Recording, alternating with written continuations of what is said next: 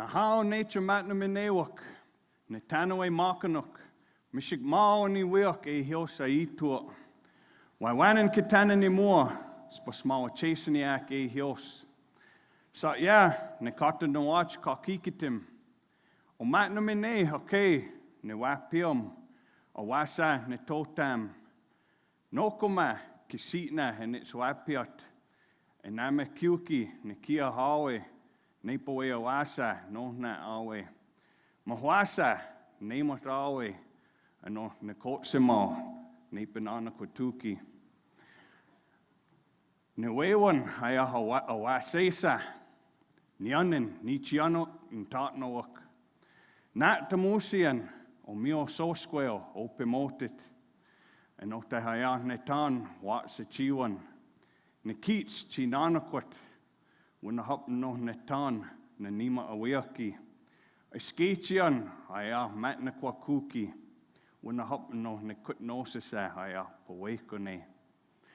It has been my distinct honor to share a little bit of the Menominee language with you all today, as it has been targeted for destruction for over 150 years, and its very existence today is symbolic of the resilience of our tribal communities here in America. I would like to tell you all the story about my journey reclaiming my language. This journey goes back to a time that I can recall being 6 years old when my family relocated from our residence on the reservation to a nearby village so that my father could attend college at the university there. At that time, I had told my mother I was unable to move because I had to stay and learn my language and learn to sing. Well, I didn't win that argument. So I ended up in this new place, and it became quickly apparent that I had a unique identity. As the questions started to come in, I can recall my art teacher asking, "What does your flag look like?" I can recall my classmates asking, "What is your Indian name? Do you still live in a teepee?" Well, I was pretty sure I didn't live in a teepee. Some of the other questions I didn't have good answers for. So I began to come home and have these conversations with my father. And it became quickly apparent that I had a pretty unique identity. Now, coincidentally or not, at that same time, we had a Menominee elder agree to teach classes at the university where my father attended school, to teach Menominee language classes, to be more specific. And as he began to do that, he would stop at our place on his commute. As he was having these conversations with my father, he started to teach myself and my siblings some words of our language. I'm about 9 years old at this time. And he started to notice that I was pretty good at learning this language. And I did too. And that was a big deal for me, because at that time, I didn't excel at anything. And after some time, he had even invited me to be his tutor at the university. As you can imagine, I was pretty proud. I can recall going there on my 10-speed. And I can remember the first time I stood in front of his class and he introduced me. And when he introduced me, he told his students that this young man is a good speaker of our language. And if you need help, go ahead and ask him. He can help you. I can remember standing there with such pride. And I began to work that room, walking around, offering my assistance. And that, ladies and gentlemen, sparked my fire for language. Upon returning home to the reservation at around 12 years old, I encountered a situation where we had a first language fluent speaker that was teaching at our junior high. She's an elder. This lady and I quickly bonded, and as our bond transpired over time, she eventually ended up adopting me as a son, and in that way, nurturing my language use, my language ability. Now, as I'm learning the language, I'm learning words and words and words, and I'm starting to use the words. But as I came to find out, I didn't really understand the words. And the first time I remember noticing this is when I asked her, "We are called Menominee. What does that mean?" And she says, "Oh, yeah." She says, "We're called Menominee." She says, "But in our own language, we call ourselves Mamachetaok, or the movers, full of life." And I thought, wow, how amazing is that? But it opened my mind, and I started to wonder what else was behind this language.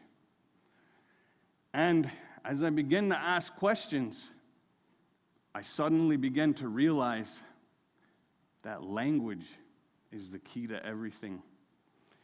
You see, my need to learn everything in an English-based manner was quickly met by the Menominee language. And for example, a verb as simple as a powew, which in our language means he or she sits. I had recalled asking, well, how do I distinguish the difference between he and she? Well, we don't do that, you see. We have no gender hierarchy in our language. And I can recall thinking, wow, what an amazing feature. In a time and place where we're all fighting for gender equality, we had this forever.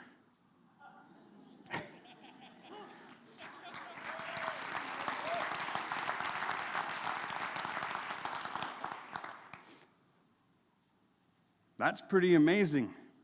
So I continue learning the language, and I come to find out just what a big role animacy plays in our Menominee language, as it even dictates the verbs that follow them, and it affects the place where you place the noun in a sentence. And I'm told that is because we place emphasis on that animate being.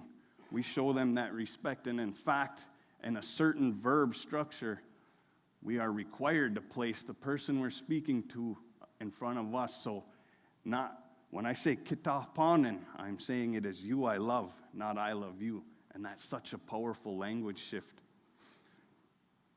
In that as well is the idea of Nitanoe Maqowiakiw, our word that means all of our relation. That word expands beyond those who we consider blood relatives. That extends to every living being on earth. Not just my relatives or my fellow tribesmen, but every living being on earth. Nitanoe Maqowiakiw. Wow. Now, as I'm growing into this language space, I recall listening to one of my elders speak, and this man was trying to help us to understand just how special our language was. And he had told us that language is the soul of your tribe.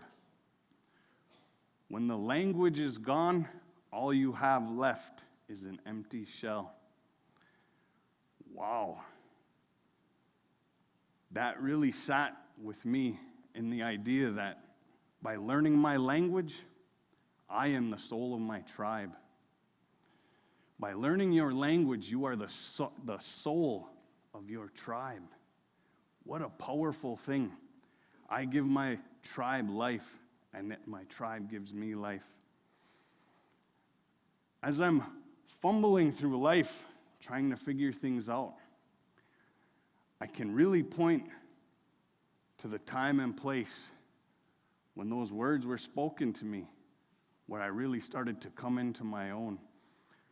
Just like on a trip to the big island of Hawaii, where we're networking with folks who also are engaged in revitalizing their identity through the idea of language revitalization, these key words were spoken to me.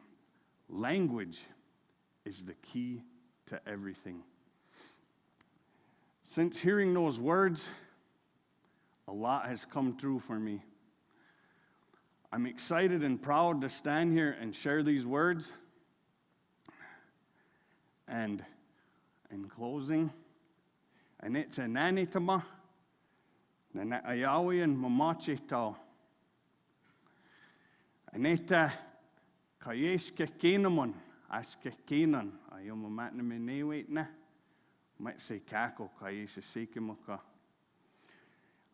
Amanakumanat asne powew-awae awani ne mache mani mawak akom ne catch kiamak neats bemartasewak wuna up akom weaks o piatua amanakumanat.